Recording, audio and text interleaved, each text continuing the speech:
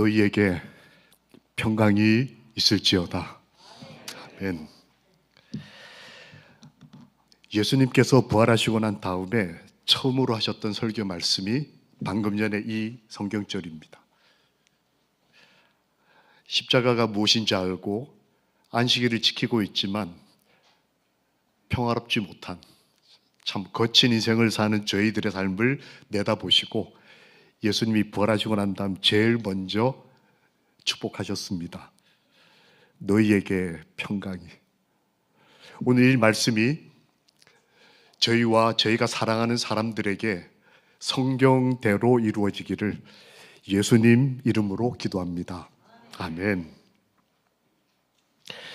마태복음 26장에 보면 예수님께서 이렇게 기도하셨습니다. 아버지, 만일 할만하시거든 이 잔을 내게서 지나가게 하옵소서. 이 천하의 하나님의 아들께서 어떻게 하다 이런 기도를 드리게 되셨을까요?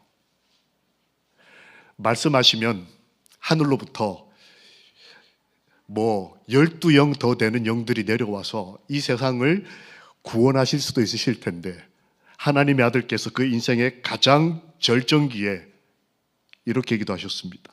할만하시거든 이 잔을 좀 지나가게 해주십시오. 힘듭니다. 죄가 있어서도 아니었습니다. 코로나 때문도 아닙니다. 암에 대한 두려움이나 은퇴 후의 삶에 대한 걱정 때문도 아닙니다. 하나님의 아들, 의로우신 분이 지나가게 하옵소서라고 기도할 수밖에 없을 만큼 힘이 드셨어요. 저는 이 성경절을 볼 때마다 위로가 됩니다. 아, 예수님도 힘드셨구나. 이 나만 힘든 게 아니구나. 나만 살아남기 위해서 혹은 어느 날 밤 그 외로움과 죄의 고통을 견디기 위해서 몸부림치는 게 아니구나. 하나님의 아들께서도 이 땅에 계실 때 그렇게 하시고 승리하셨다. 그러므로 이렇게 하신 기도를 예수님이 어떻게 견디시고 이겨내셨을까? 궁금해졌습니다. 3번씩이나 기도하셨지 않습니까? 지나가게 해주세요. 지나가게 해주세요. 그런데 그렇게 하고 난 다음에 나의 원대로 마옵시고 아버지의 원대로 하옵소서. 마태복음 26장 39절. 어떻게 이렇게 기도할 수 있게 되었을까? 여러분 혹시 답을 아십니까? 십자가를 비켜간 것도 아니었습니다. 이 코로나 현실을 비켜갈 수 있는 재림교인이 없습니다. 어떻게 하면 좋을까요? 그런데 예수님은 승리하시고 그 길을 가셨습니다. 그 답을 찾다가 저는 성경에서 그 답을 찾았습니다. 요한복음 17장에 보면 예수님이 그날 저녁에 하셨던 기도의 내용의 일부분을 정확하게 기술하고 있습니다. 거기에 보면 3번 반복돼서 나오는 표현이 하나 나옵니다. 예수님께서 이렇게 기도하십니다.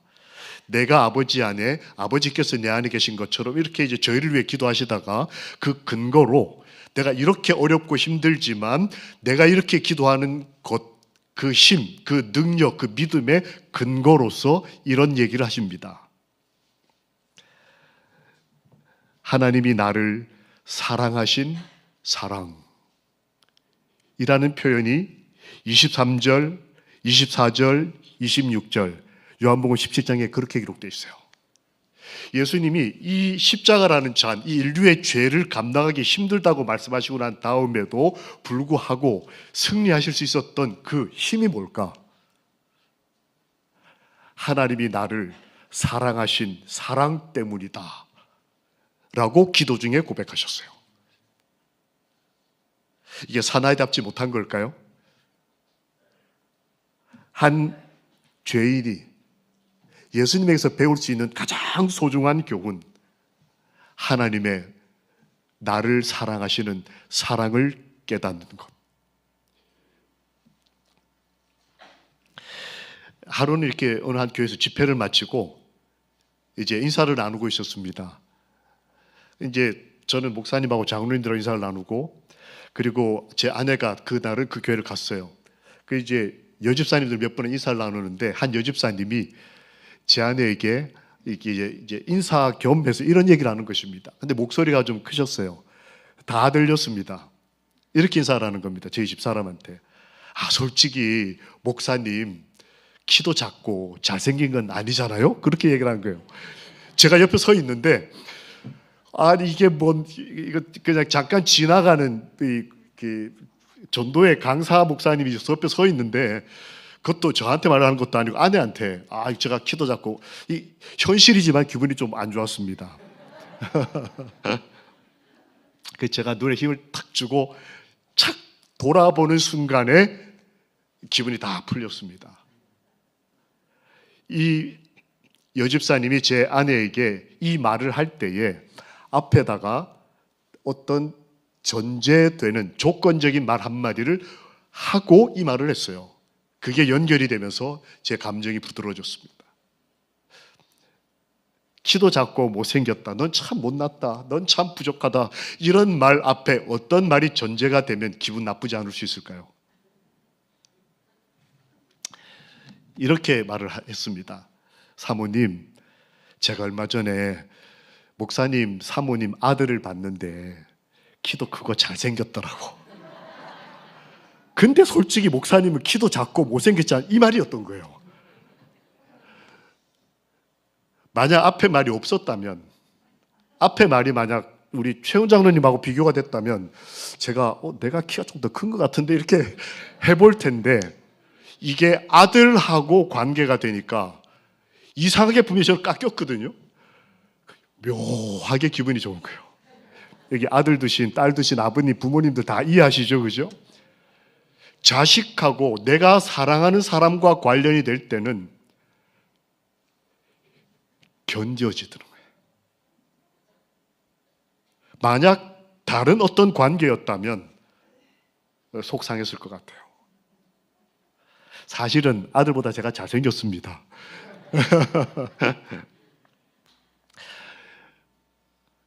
아들이 잘생겼다니까, 딸이 예쁘다니까, 내가 좀 못나면 어떻고, 내가 좀 힘들면 어떻고, 내가 못 먹고 못 입어도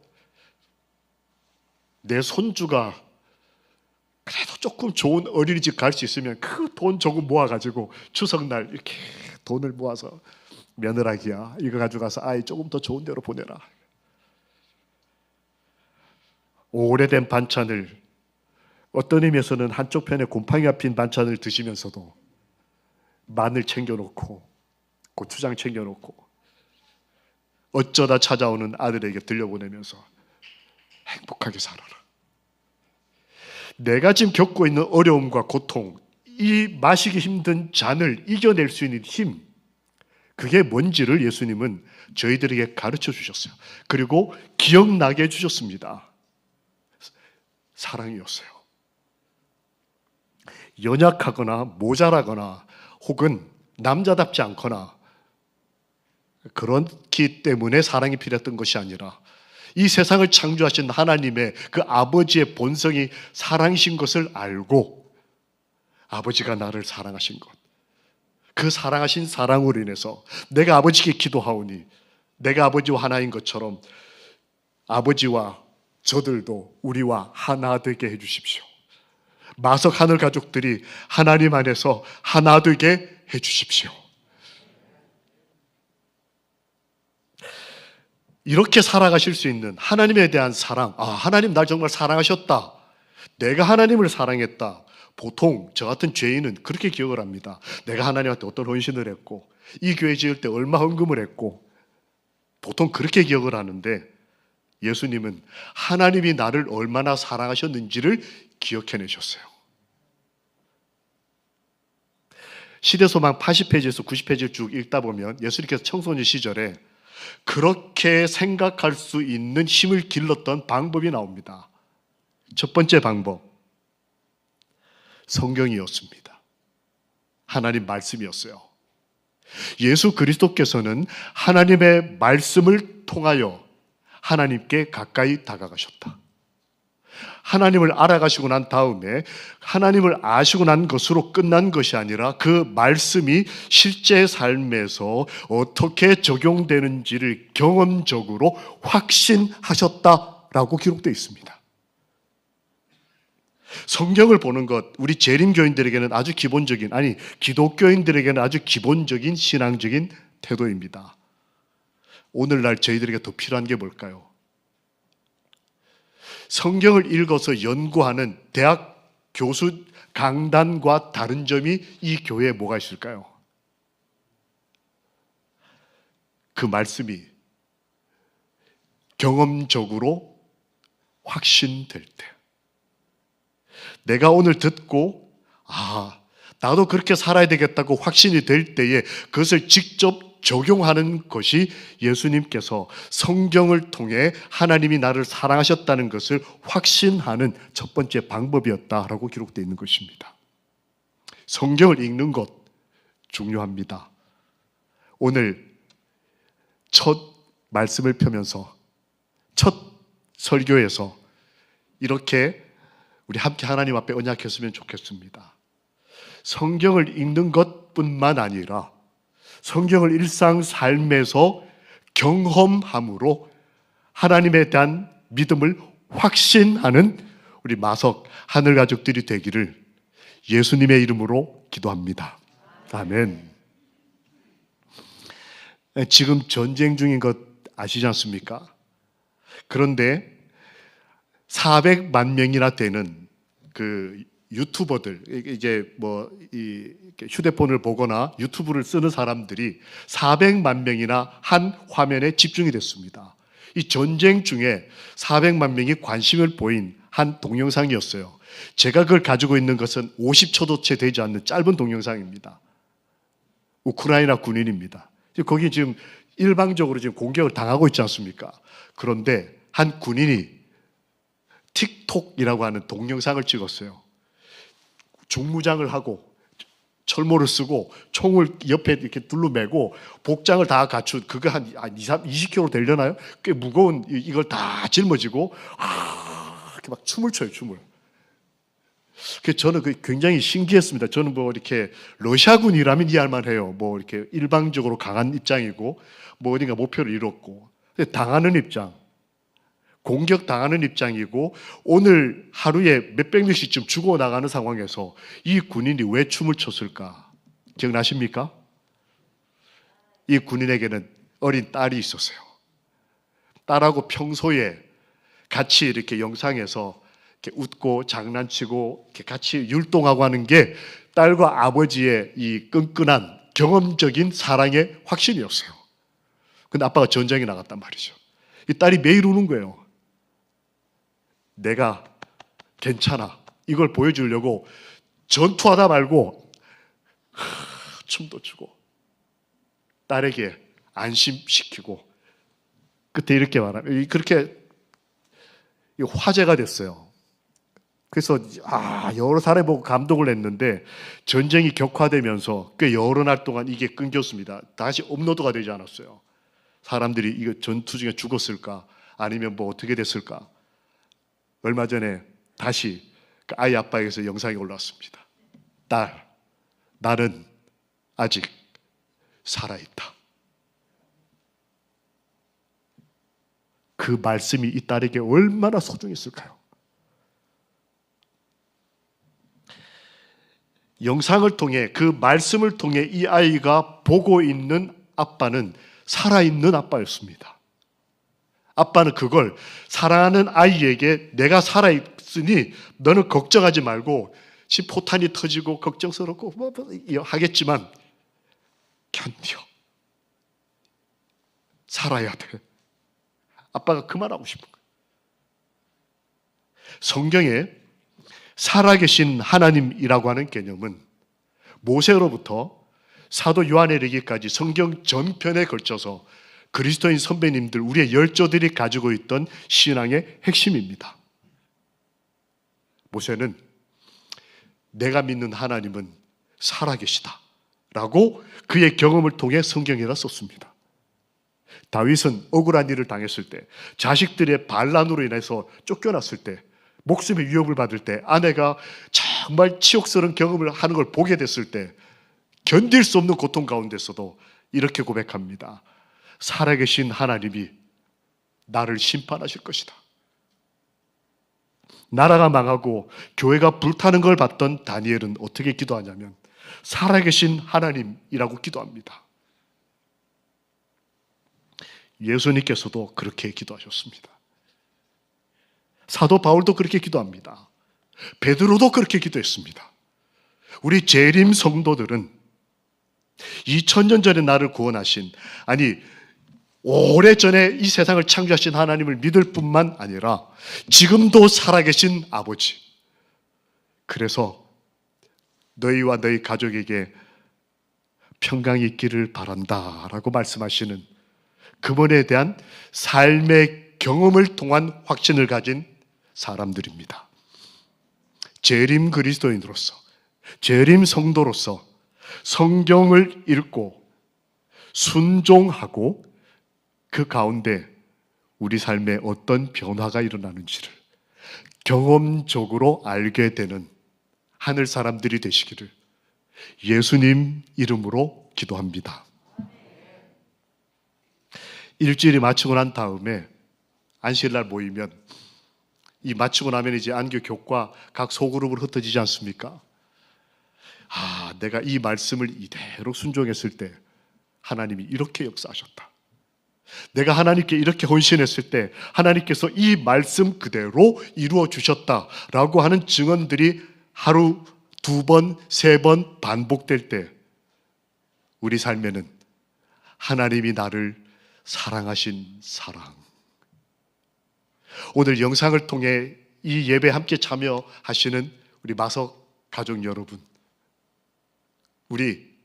제가 살아있으니까, 우리 하나님께서 살아계시니까 곧 이 성전으로 나오셔서 함께 여호와를 찬양하게 되기를 살아계시는 우리 주님 예수님 이름으로 기도합니다.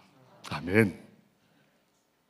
특별히 건강을 잃으시고 몸이 불편하신 여러분들, 또 우리 여러 원로 목사님들과 우리 장로님들, 그리고 요 근래에 횡행하는 질병으로 인해 고통당하는 혹은 외롭게 혼자 안식일을 지내는 우리 하늘 가족들까지 이 하나님의 말씀, 평강을 기도하신 이 말씀이 오늘 저희의 삶에 평안의 근원이 되기를 우리 아버지 이름으로 기도합니다.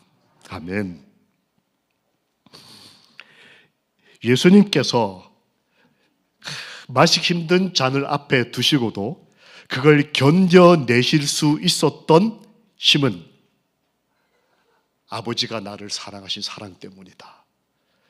그걸 확신했던 두 번째 방법은 뭘까요? 첫 번째는 성경, 두 번째는 뭘까요? 기도입니다. 예수님께서는 이 시간, 안식일 시간에 회당에 서셨습니다. 예수께서 회당에 서셨다 그 사이에 뭘 하시려고 서셨다 혹시 기억나십니까?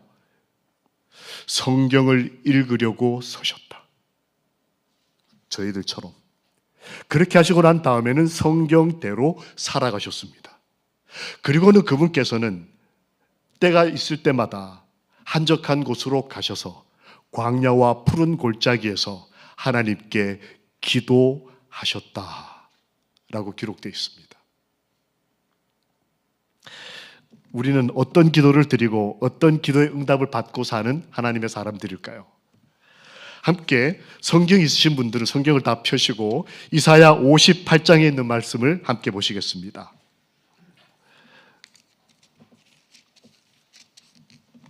이사야 58장 2절입니다.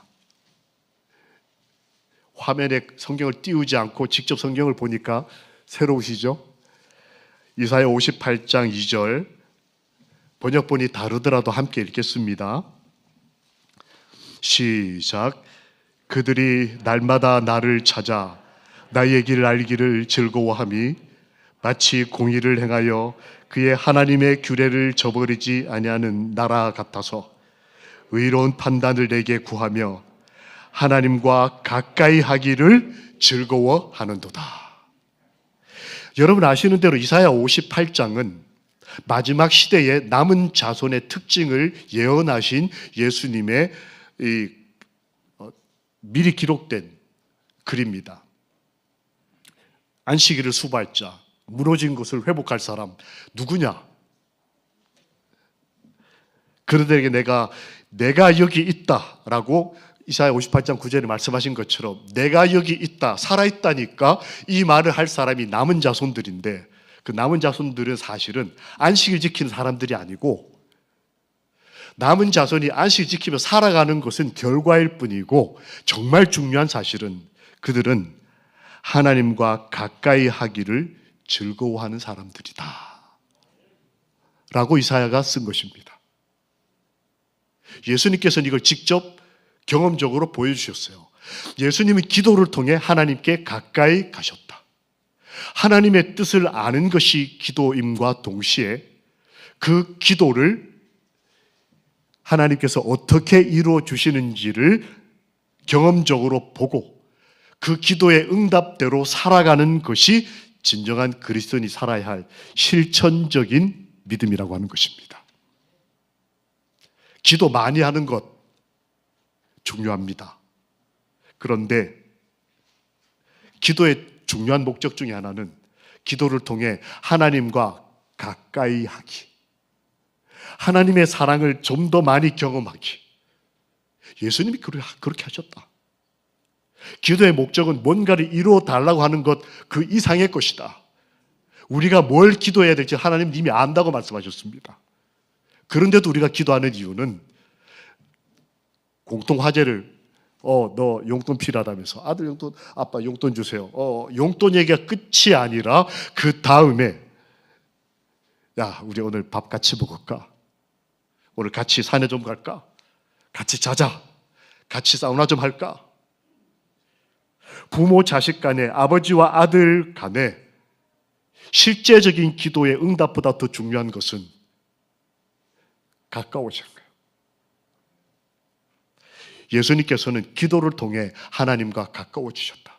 마지막 시대의 남은 자손들, 마석교회에 있는 하나님의 사람들은 기도를 통해 하나님과 가까워지기를 즐거워하는 분들이실 것을 하나님은 믿으셨습니다.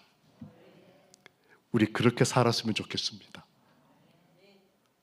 우리가 기도하고 원하는 것 아버지께서 다 아실 것입니다. 그것도 중요하지만 기도하는 시간, 명상의 시간, 때론 이렇게 혼란스러울 때 조용히 교회에 와서 혼자서 가만히 하나님과 만나는 시간. 70년, 80년 내 인생을 인도해 오신 하나님의 그 많은 것들을 기억해내시는 것은 얼마나 은혜롭고 소중한 즐거운 시간이시겠습니까? 예수님은 그렇게 하셨다. 그래서 가장 힘든 순간, 어떻게 보면 2022년이 저희들에게 행복하고 즐겁고 뭔가 좀 잘 될 것 같은 시간이 아닐지도 모르겠습니다. 가장 힘든 순간에 예수님께서는 하나님과 가까이 하기를 즐거워하심으로 얻으신 경험. 아버지는 나를 좋아하신다. 아버지는 나를 사랑하신다.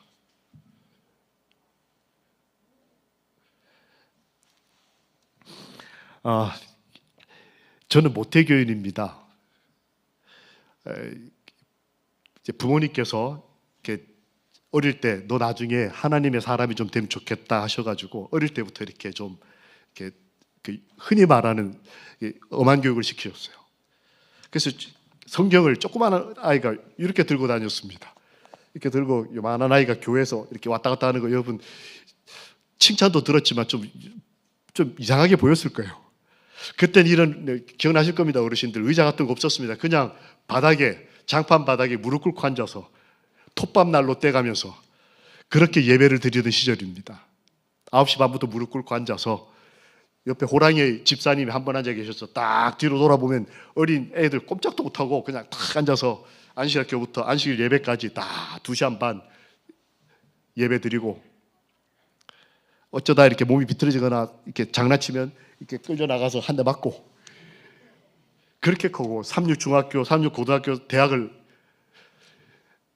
너 하나님 사람으로 살아야 되니까 이렇게 해가지고 남하고 싸워본 기억도 없어요. 술, 담배도 한 번도 안 먹어봤습니다. 저 착하지요.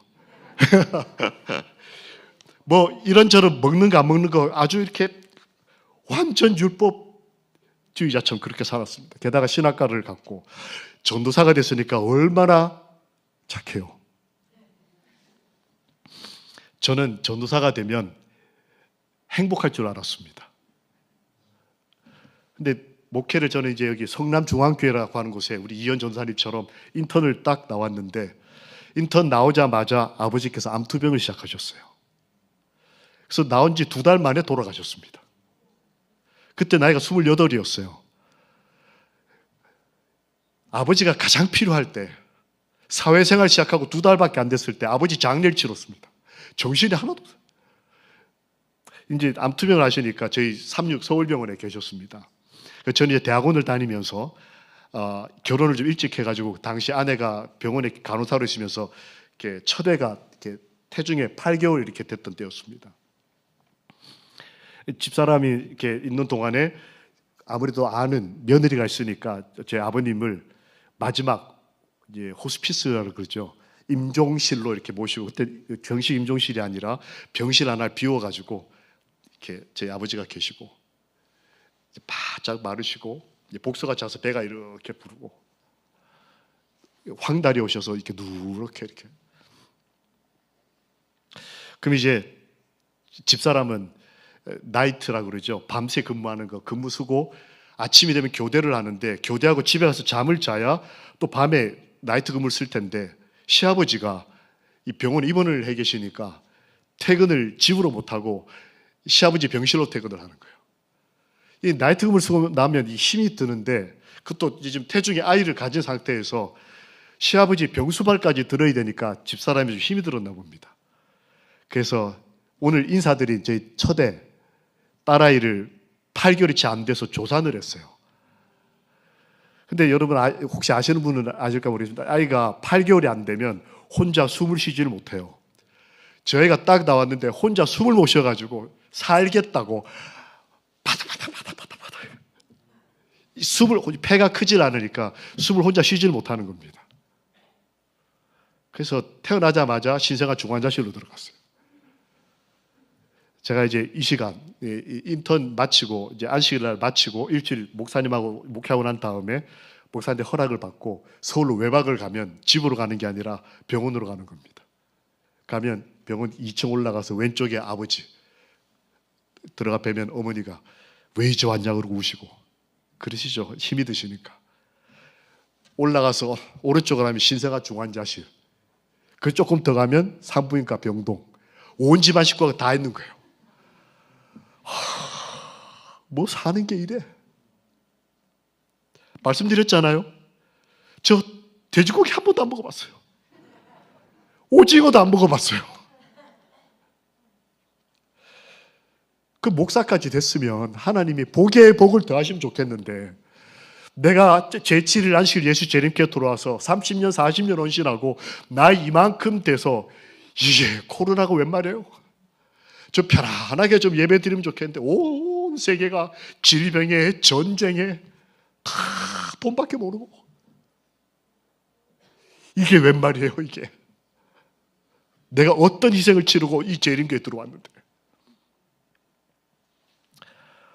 하나님 믿는 게 왜 이렇게 힘이 드나? 예수님도 그러셨다. 이 죄 때문에요. 그 이제 아버지한테 가면 이 감당이 안 되게, 아버지가 필요한 아들인데 아버지에게 제가 힘이 돼야 되니까 이게 며칠 지나고 나니까 제가 감당이 안 돼서 아내한테 가면 아내는 또 시어른들 다 지금 저쪽 있고 병원에 다 아는 직원들인데 거기서 막 울고불고 막 이렇게 하면 소문 날까봐 울지도 못하고, 제가 이렇게 봤더니 그래도 꽤 착하게 생겼잖아요. 소리 못 내고 눈에서 눈물만 주르르 저보고 제가 그때 여자가 소리 안 내고 우는 게 무섭다는 걸 그때 처음 알았어요. 너무 이렇게 차니까 여기까지 오니까 그냥 이렇게 소리를 안 내고 눈물만 이렇게. 제 희망은 신생아 중환자실에 있는 아기였습니다. 그한테 가서 유리벽에 있는 데 가서 탁 벨을 누르면 이제 제가 누군 줄 알고 그 아기를 데리고 나옵니다. 발가락에 이렇게 이름표 붙인 이렇게 해가지고 그때 아이가 덜 커가지고 이렇게 안고 나오더라고요. 머리 이렇게 받치고 이렇게 해가지고 자, 네 거다 하고 보여주죠. 이렇게. 저 이제 만지지는 못하고 유리벽 안에서 딱 붙어서서 살아야 되겠다. 살고 싶다. 어떻게든 버텨야 되겠다. 하나님 도와주세요. 사랑하는 사람에 대한 책임감. 우리 여기 아버지, 어머니들 다 가지고 계시지 않습니까? 연세가 70, 80 되셔도 50된 아들을 위해서 간절히 금식 기도하는 할머니 집사님을 제가 여러 번 밥 한 끼 굶어도 어지러운 분이 자식, 손주들 위해서는 금식하면서 기도하셔요. 그렇게 하고 난 다음에 이제 아버지가 어느 날 저녁에 저희 이렇게 말씀하셨습니다. 한 새벽 2시나 3시쯤 됐을 때 아들 가서 걔 좀 데리고 와라. 저희 딸아이 데리고 와라. 병원에 말씀드렸더니 병원에서 안 된답니다. 아무리 할아버지 손녀 사이지만 암 말기 환자하고 미수가 아직 숨도 못 쉬는 애하고 이렇게 붙이는 게 안 될 것 같아서 병원에서 허락을 안 하셨어요. 그래서 제가 아버지 안 된답니다. 제 아버지가 제발. 저는 누나가 하나 있고 여동생이 하나 있는데 그때까지 자식들이 없었습니다. 양쪽 집에. 제 첫 아이가 저희 아버지 입장에서는 첫 손주 입장이었던 거예요. 아마 보고 싶으셨나 봐요. 그래서 제가 가서 그 마음이 이해가 돼서 가서 아버지 마음을 이해하고 거기 아는 간호사님한테 간호사님 죄송하지만 병원에 보고하지 마시고 잠깐만 좀. 그랬더니 그분이 저를 이렇게 보더니 그래요 하더니 어디다 둘둘 말아가지고 이렇게 갖다 빌려주셨습니다. 요만해요. 뭐 무겁지도 않고 이렇게 해가지고 다가 아버지 하고 이렇게 드렸어요.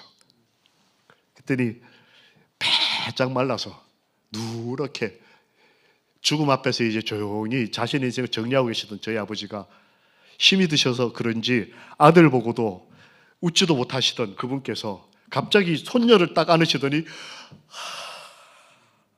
너무 행복해 하시는 거예요.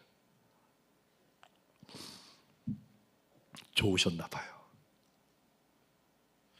그러더니 아이를 안고는 이 떨리는 손을 이렇게 드시더니 저희 아버지도 그리스도인이셨거든요. 하나님, 이 아이를 살려주세요. 그거 하고 싶으셔서 가져오라고 하신 거예요. 내가 이 아이 축복기도 꼭 해주고 싶다. 죽기 전에. 그러니까 이분이 아들을 보고도 뭐 웃지도 못하시던 이 어른께서 자신의 인생의 짐을 견뎌내시던 이분이 온 힘을 모아가지고 손녀딸 딱 갖다 놓고 하나님 이 아이 살려주세요. 축복기도. 그리고는 기도를 마치시고 얘야 너는 살아 그러시더라고요. 이 말 못하는 이 핏덩어리한테 얘야 너는 살아. 저는 그때 너는 피투성이라도 살아있으라 라는 말씀이 정말 깊이 마음에 와서 나왔어요. 예수님께서 정말 힘들 때 십자가 바로 앞에서 이 잔 정말 그럼에도 불구하고 우리를 위해서 저희도 우리와 하나 되게 해달라고 기도할 수 있었던 그 가장 소중한 힘이 뭘까? 아버지는 내가 살기를 바라시는 나를 사랑하시는 하나님이시다. 내 아버지시고 여러분과 저를 위해서 모든 것을 하시는 아버지시다라고 예수님은 믿으셨습니다. 하나님께서는 저희가 살기를 바라시는 분이십니다.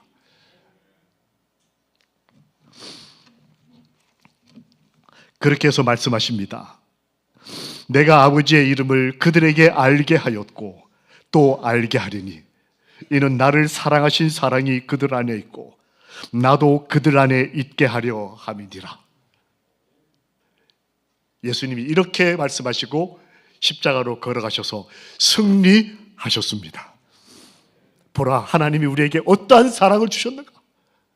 보라, 이 2022년 우리가 함께 신앙하고 함께 하나님을 바라볼 때에 하나님이 어떤 사랑으로 우리를 사랑하셨는지를 말씀을 통해 하나님과 가까이 있으면서 기도를 통해 그 기도가 어떻게 응답되고 실천되는지를 실천하고 경험하면서 하나님이 우리를 얼마나 사랑하시는지를 함께 경험하는 인생이 오늘 또 일주일 그리고 올 한 해가 되기를 우리를 사랑하시는 우리와 우리 아이들이 살기를 바라시는 우리 주님 예수 그리스도의 이름으로 기도합니다.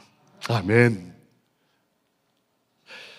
하나님 참 좋으신 분입니다. 우리를 내내 인도하실 그분을 기쁜 마음으로 찬양하겠습니다. 다 함께 일어나셔서 508장 찬양 찬미하면서 우리 하나님의 사랑을 바라보겠습니다.